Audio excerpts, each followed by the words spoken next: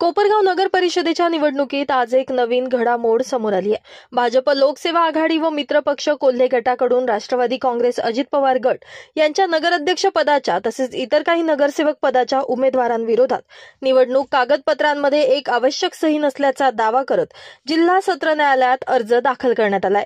मिळालेल्या माहितीनुसार सदर त्रुटी संबंधित उमेदवाराच्या वैधतेवर प्रश्नचिन्ह उपस्थित करण्यात आले। यावर आज दिनांक 23 नोव्हेंबर रोजी दुपारी कोपरगाव येथील जिल्हा व सत्र न्यायालयात दोनही बाजूंकडून सविस्तर युक्तिवाद करण्यात आला। यावेळी निवडणूक अधिकारी दोनही पक्षांचे प्रमुख पदाधिकारी आणि कार्यकर्ते उपस्थित असल्याने न्यायालय परिसरात निवडणूक वातावरण अधिक तापलेलं दिसलं।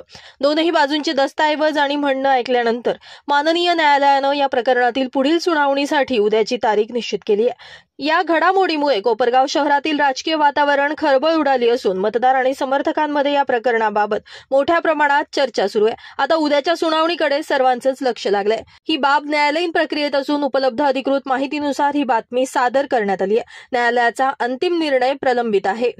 माझं गाव चॅनलसाठी स्वप्नील कोपरे, कोपरगाव।